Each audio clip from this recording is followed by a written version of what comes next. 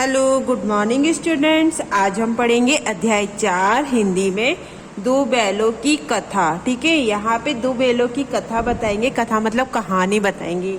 तो जो कलम के जादूगर मुंशी प्रेमचंद, ये एक लेखक है मुंशी प्रेमचंद कलम के जादूगर, ताकि वो काफ़ी कहानियाँ लिख चुके हैं, द्वारा रचित इस कहानी में जो बेजुबान होते हैं, ये बेजुबान प्राणियों के माध्यम से दर्शाया गया है कि वे भी अपने मालिक या आश्रयदाता का साथ छोड़कर दुखी होते हैं। वे हम मनुष्य से प्रेम, दया, देखभाल आदि की आशा रखते हैं। ठीक है, तो अब हम स्टार्ट करते हैं। झुर्री नाम का एक किसान था। उसके पास दो बैल थे, हीरा और मोती। दोनों बैलों में बहुत प्यार था। झुर्री उनके चारे पानी का बहुत ध्यान रखता था। वह कभी भूल कर भी उन्हें मारता पीटता नहीं था। ठीक है, झुर्री क्या है, एक किसान, झुर्री नाम का एक किसान था और उसके पास में दो बैल थे। उन बैलों का नाम क्या था, हीरा और मोती। ठीक है, दोनों बैलों में बहुत प्यार था और झुर्री उनके जो चारे पानी का था वो बहुत ध्यान रखता था। वह कभी भी भूलकर उन्हें मारता पीटता नहीं था।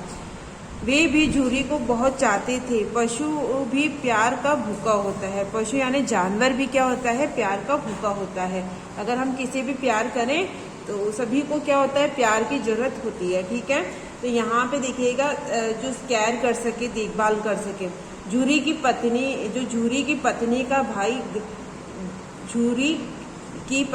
का भाई गया प्रसाद हीरा और मोती को कुछ दिनों के लिए अपने गांव ले जाना चाहता था। झुर्री की जो पत्नी है, यानी जिस बैलों को जो मालिक था, उसकी पत्नी का भाई क्या करना चाहता, उसका नाम क्या था, प्रसाद, और वो हीरा और मोती को कुछ दिनों के लिए अपने साथ ले जाना चाहता था। बैलों को भी क्या हुआ, बड़ा आश्चर्य हुआ कि वह उन्हें कहाँ और क्यों ले जा रहा है। रास्ते में उसने बैलों को बहुत पीटा और घर पहुंचकर उनके सामने रूखा सूखा भूसा डाल दिया। यानी भूसा यानी चारा डाल दिया। परंतु हीरा मोती ने उसे भूसा हीरा मोती ने उसे सूंघा नहीं था। ठीक है, परंतु हीरा मोती ने उसे सूंघा तक नहीं था। रात हो जाने पर दोनों बैलों ने वहां से भाग जाने का निश्चय किया। उन्होंने जोर लगाकर रस्सियां तोड़ डाली और भाग निकले। सुबह होने पर झुर्री ने उन्हें थान पर खड़े देखा। थान पर खड़े देखा तो सब कुछ समझ गया। प्यार से वह बैलों के शरीर पर हाथ फेरने लगा, परंतु झुर्री की पत्नी उन्हें देखकर बहुत जल भुन गई। उसने उनके सामने रूखा सूखा भूसा डाल दिया, परंतु वे खुश होकर उसे भी खाने लगे। अब क्या हुआ था कि जो लेके गया था प्रसाद यानी झुर्री का भाई, उन्हें लेके तो चला गया, लेकिन उनकी क्या जो देखभाल केयर था वो ढंग से नहीं कर रहा था। तो उसे जाते ही पहले तो बहुत मारा और फिर क्या करा, रूखा सूखा यानी कि जो भूसा यानी गायों का जो चारा है वो उनको डाल दिया। और लेकिन क्या हुआ कि हीरा मोती ने उन्हें सूंघा भी नहीं, यानी उनको देखा भी नहीं होगा, सूंघा भी नहीं।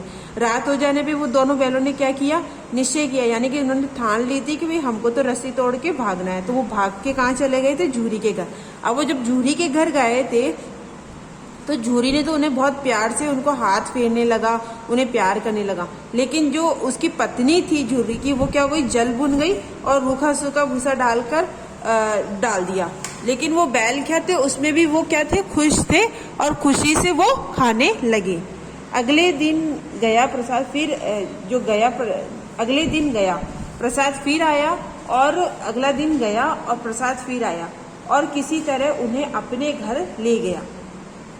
यानी वापस क्या करा, वो अपने घर ले गया। अब जो क्या कहते, गया प्रसाद ने उनसे बड़ा कठिन काम लेना शुरू किया। वह उन्हें दिन भर हल में जोतता, मारता पीटता, शाम को घर लाकर मोटे मोटे रस्सों से बांधकर उन्हें रूखा सूखा भूसा दे देता। वह लाचार निगाहों से एक दूसरे को देखते रहते। ठीक है, गया के घर में एक छोटी सी लड़की थी। वह बैलों की दुर्दशा देखती तो उसे बहुत बुरा लगता। वह रात को चुपके से उन्हें रोटी खिलाती। दोनों बैल उसके प्यार के सामने अपनी मार और अपमान भूल जाते। एक दिन मोटी रस्सी को तोड़ने की कोशिश कर रहा था। वह लड़की आई और उसने दोनों बैलों को खोल दिया। दोनों वहां से क्या हुए, भाग गए। दुर्दशा मतलब होता है कि किसी की यानी कि एकदम खराब हो जाना, वो कुछ भी नहीं कर पाते हैं ना, तो उनकी क्या हो जाती है, दुर्दशा हो जाती है। ठीक है। फिर अपमान मतलब होता है कि इंसल्ट करना। तो यहाँ पे देखिए, एक दिन मोटी रस्सी को तोड़ने की कोशिश कर रहा था। वह लड़की आई और उसने क्या करा, दोनों बैलों को खोल दिया। दोनों वहां से क्या निकले, बाहर निकले। अब हीरा मोती आजाद थे। रास्ते में एक सांड मिला। भागना बेकार था, इसीलिए दोनों ने साहस से काम किया। हीरा ने सांड के सामने से वार किया तो मोती ने भी उस पर पीछे से सींग से हमला किया। सांड घबरा गया क्योंकि यहाँ पर तो वे दो थे। दोनों मिलकर सांड को भगा दिया। दोनों ने मिलकर सांड को भगा दिया। दोनों अब बहुत ही प्रसन्न थे। आगे बढ़ने पर उन्होंने मटर का खेत दिखाई पड़ा। आगे जब वो बढ़े तो उन्हें क्या दिखाई पड़ा कि मटर का खेत। वे भूखे तो थे ही, मटर के खेत में घुस गए। दोनों लगे मटर खाने। अभी पेट भरा भी ना था कि रखवालों ने उन्हें देख लिया। दोनों को पकड़कर कांजी हाउस में बंद करवा दिया। अब हीरा और मोती ने देखा कि कांजी हाउस में और भी कई जानवर थे, भैंस, घोड़े, घोड़ियां, बकरियां, गधे आदि। सब कमजोर और दुबले पतले। वहाँ ना चारे का प्रबंध था, ना पानी का। वे दोनों बहुत पछताए कि यहाँ कहाँ आ फंसे। रात होने पर मोती ने हीरा से कहा, अगर दीवार तोड़ दी जाए तो यहाँ से बाहर निकला जा सकता है। उन्होंने क्या करा, जो सींग होते हैं बैल के, से दीवार गिराने का प्रयास किया। जल्दी ही थोड़ी सी दीवार गिर गई तो उसका उत्साह बढ़ गया। उत्साह मतलब होता है कि उसका और उत्साह, यानी कि उसे और ऐसे लगा कि भाई हाँ, अब तो हम भाग सकते हैं। तो उसने और जोर से चोट मारना शुरू कर दी। दीवार में रास्ता बनते ही पहले घोड़ियां भागी, फिर भैंस, बकरियां। मोती ने गधों को भी सींग मार कर भगा दिया। उसने हीरा से भी भाग चलने को कहा, परंतु हीरा ने मना कर दिया। सुबह होने पर कांजी हाउस वाले ने देखा कि पूरी इमारत खाली है। उन्होंने हीरा और मोती को नीलाम कर दिया। नीलामी में सबसे ऊंची बोली लगाकर एक व्यापारी ने उन्हें क्या करा, खरीद लिया। व्यापारी मतलब नीलामी होती है किसी की, क्या होती है, बोली लगती है। क्या होती है, बोली लगती है कि भाई है ना, कोई बोलता है कि मुझे 700 में खरीदना है तो कहीं नहीं 800 में, ऐसे बोली पैसे बढ़ते जाते हैं। ठीक है। और यहाँ व्यापारी का मतलब होता है जो बिजनेस करते हैं ना, वो। तो फिर दोनों बैलों को हाँकता हुआ वह अपने गांव की ओर ले चला।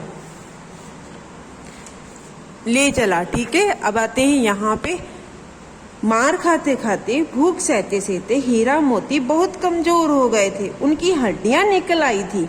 भूख प्यास से व्याकुल बैलों में कुछ भी दम बाकी नहीं था। वे चुपचाप व्यापारी के साथ चलने लगे। रास्ता उन्होंने कुछ जाना पहचाना सा लगा, तो वे ना जाने कहाँ से दम आ गया। वे दोनों तेजी से भागे, आगे आगे दोनों बैल, पीछे पीछे व्यापारी।